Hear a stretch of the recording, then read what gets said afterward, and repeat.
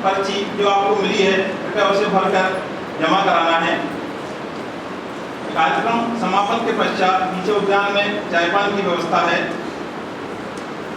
केशव सेवा स्मृति न्यास के इसी कार्यालय परिसर में आज वाचनालय का उद्घाटन हुआ है, जो 10 अप्रैल से नियमित रूप से खुलेगा। आप सभी कार्यक्रम समापन पश्चात वाचनालय का अवलोकन कर सकते हैं।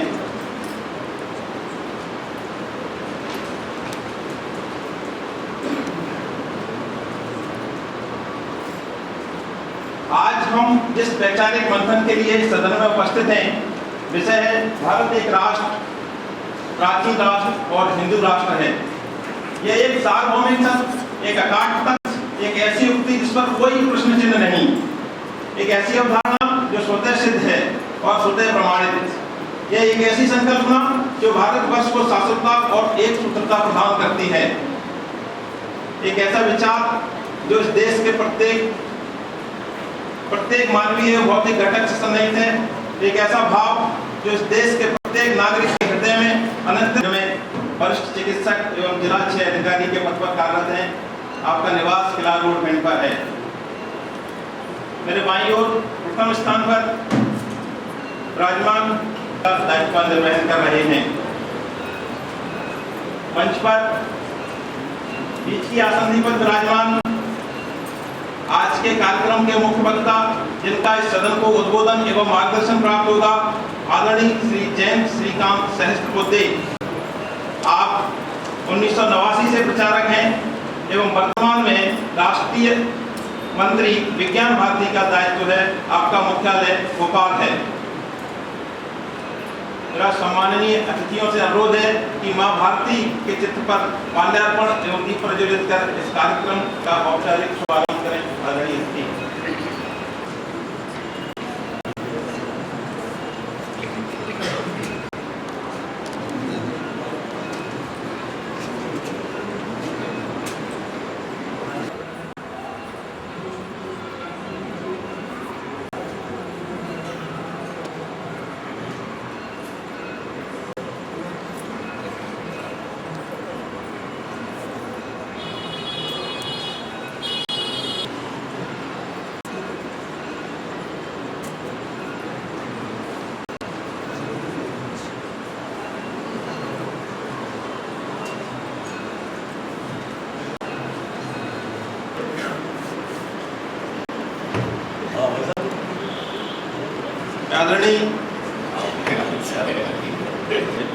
आदरणीय कृष्ण बिहारी लाल जी श्रीवास्तव जो सचिव है न्यास के, उनसे अनुरोध करूंगा आज के कार्यक्रम के मुख्य वक्ता आदरणीय श्री जयंत राव जी का सम्मान करने के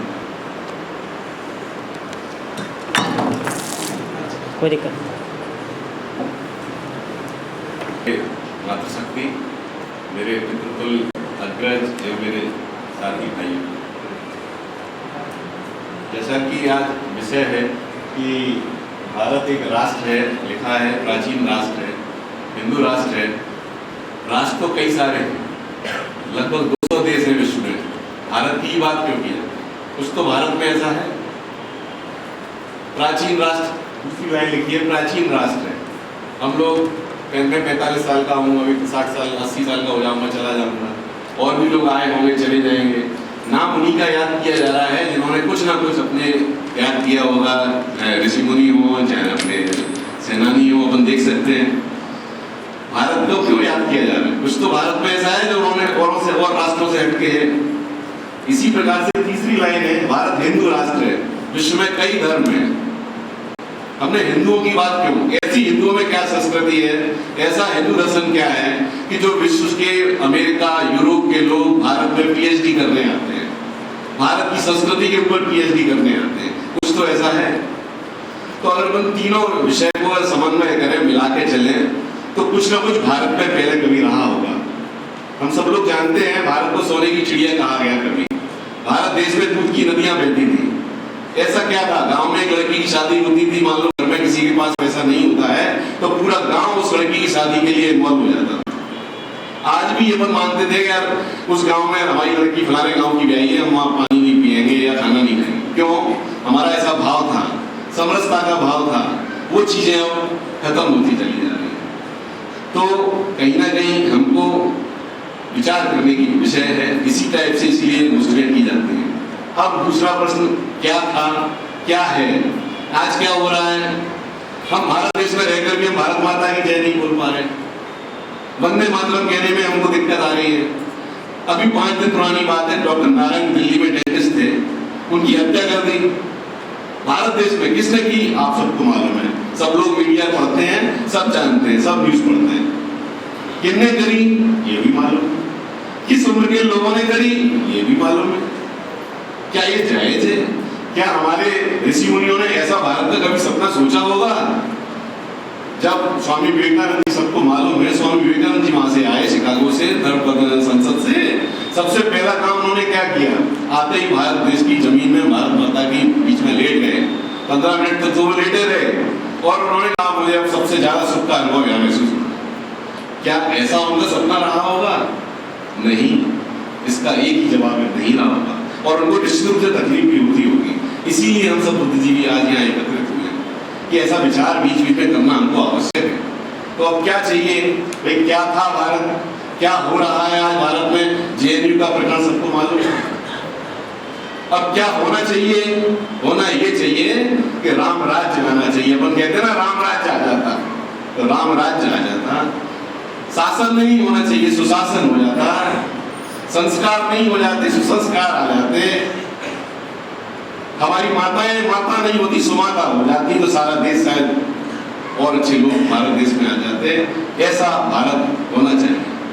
तो भारत देश में अगर अपन इतिहास पढ़े, कोई कमी नहीं है, चाहे शिक्षा के क्षेत्र में हो, चाहे साहित्य के क्षेत्र में हो।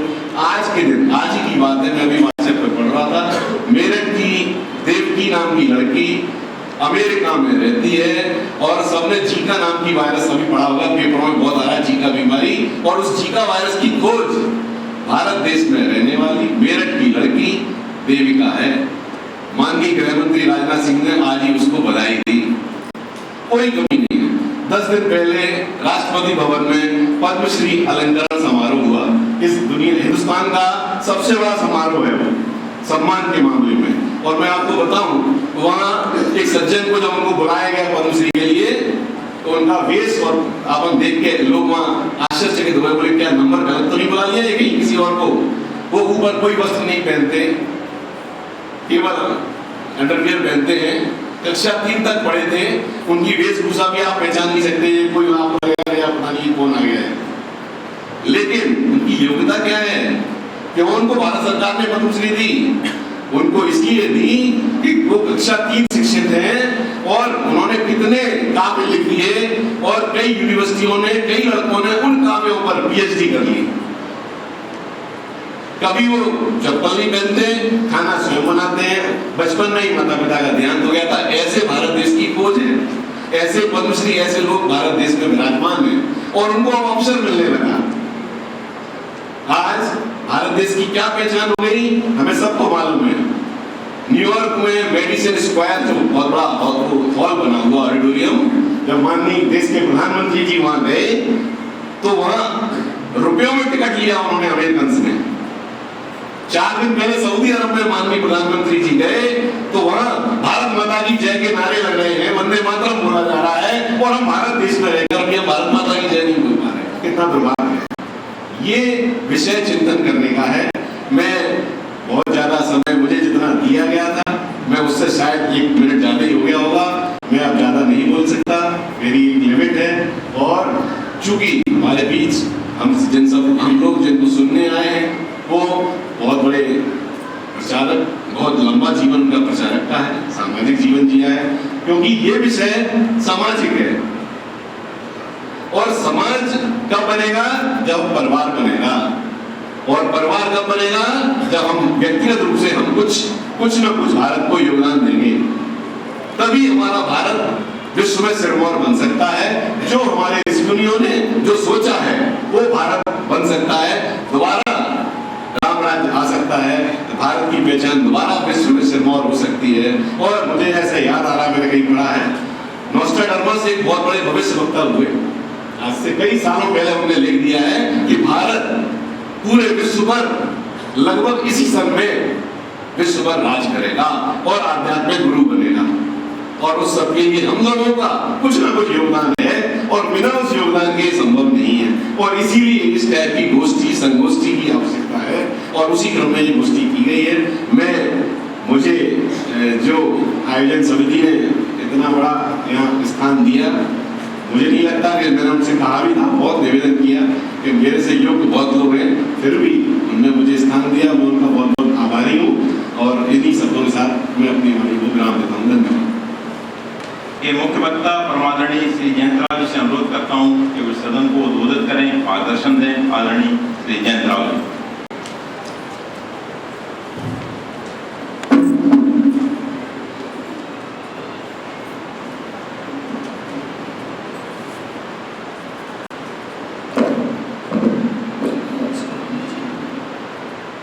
आज इस कार्यक्रम के सम्माननीय अध्यक्ष,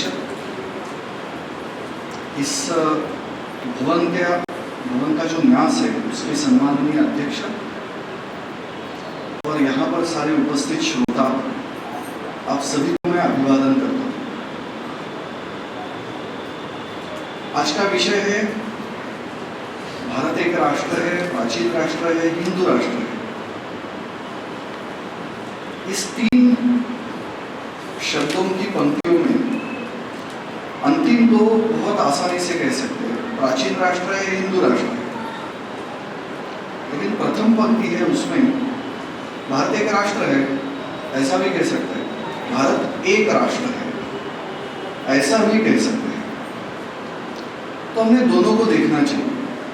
भारत एक राष्ट्र है, इसका अर्थ क्या है कि भारत यह जो देश है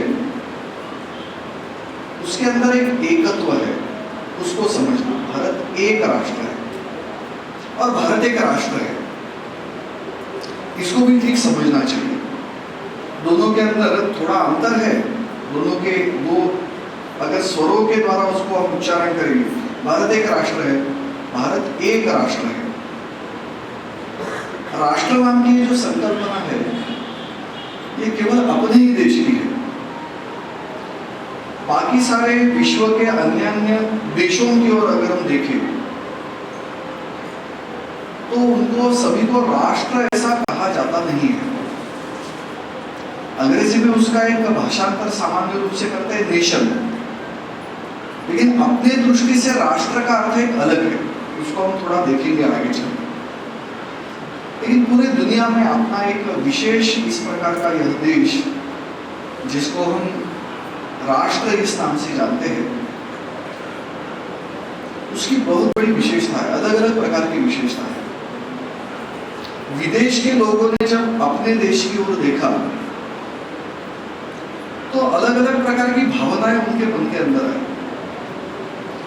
अभी अभी के कालावधि में जिन्होंने हमें पराभूत करके अपने ऊपर सत्ता स्थापित की, ऐसे यूरोप के लोगों ने भारतवर्ष की ओर देखा और उनको लगा कि भारत एक बहुत बड़ा विशेष देश है। भारत की खोज में वो निकले, भारत की खोज के कारण ही अमेरिका का खोज कार्य हो गया, क्योंकि जो कोलंबस निकला था वो अमेरिका के शोध में निकला नहीं था, वो भारत के शोध में निकला था। तो स्वामी विवेकानंद बहुत बार अमेरिका में ही अमेरिका के लोगों को कहते थे कि भारतवर्ष की खोज के लिए निकला कोलंबस, भारतवर्ष में तो आया ही नहीं, यहाँ आकर उस किनारे पर लग गया समुद्र तट पर, इसलिए अमेरिका ध्यान में आया और अमेरिका नाम के इस एक देश का निर्माण उसके बाद हुआ। तो कहते थे कि अमेरिका के लोगों को आप भारत की ओर ऋणी होने चाहिए, क्योंकि भारत के कारण आपका ये देश आपको मिला है। ऐसे बार बार विवेकानंद जी ने अमेरिका में अमेरिका के लोगों को संबोधित करते हुए कहा। तो ये सारे लोग जब भारत की ओर देखते थे तब तो उनको लगता था कि भारत को पराभूत करके, पराजित करते हुए अपनी सत्ता को स्थापित करना चाहिए और भारत को सारी दृष्टि से एक कनिष्ठ इस प्रकार का देश, यहाँ की संस्कृति एक कनिष्ठ संस्कृति, यहाँ का विचार दर्शन यूरोप की तुलना में एक कनिष्ठ इस प्रकार का विचार दर्शन, ऐसा सारा स्थापित करने को वो लग गए। लेकिन उनमें से कुछ विद्वान, उनको ध्यान में आया भारतवर्ष की विशेषता। उसमें से एक विद्वान थे Max Muller, Friedrich Max Muller. Swami Vivekananda उनको बड़े सम्मान के साथ मोक्ष मुलर ऐसा कहते। नाम था मैक्स मुलर, लेकिन वेदों का अध्ययन उन्होंने किया, संस्कृत भाषा का अध्ययन किया, और उनके पास दायित्व था कि भारत के विचार दर्शन को, भारत के तत्व ज्ञान को, भारत की संस्कृति को, सांस्कृतिक परंपरा को एक यूरोपियन देशों से कनिष्ठ इस प्रकार की सारी है ऐसे स्थापित करना। लेकिन भारत का जैसे अध्ययन उन्होंने प्रारंभ किया, तो उनको लगा कि मैं जिस काम के लिए यहाँ पर भारत का अध्ययन कर रहा हूँ, उससे विपरीत कुछ मुझे दिख रहा है। तो उन्होंने एक ग्रंथ लिखा, उसका नाम है India what it can teach us. ये भारत, ये हमें क्या सिखा सकता है, ऐसा उसका उन्होंने शीर्षक दिया। और उसमें जो प्रस्तावना लिखी है वो बहुत सुंदर है। वो प्रश्न पूछते हैं। प्रश्न पहला ऐसा पूछता है कि मुझे अगर पूछा गया इस पूरे सृष्टि में, पृथ्वी पर स्वर्ग जैसा सुंदर देश कौन सा है, तो मेरे पास उत्तर है भारत। मुझे अगर किसी ने प्रश्न पूछा कि इस पृथ्वी पर ऐसा कौन सा देश है कि जहां पर विश्व में सबसे उत्कृष्ट साहित्य का निर्माण हुआ, तो भी मेरे पास उत्तर क्या है, भारत। अगर किसी ने मुझे प्रश्न पूछा कि मानव जाति के सामने जितनी समस्या, जितनी चुनौतियां आई,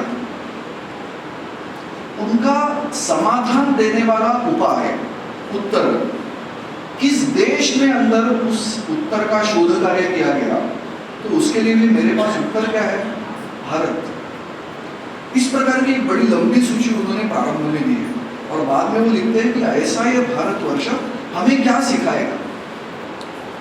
इस प्रकार का भारत देश के बारे में एक बहुत उत्सुकता भरा भाव ऐसे लोगों के मन के अंदर था। तो अपना एक बड़ा विशेष देश है, और अपना यह सारा देश किस प्रकार से विशेष है, तो एक बहुत बड़ी विशेषता बाहर के लोगों को दिखाई दी।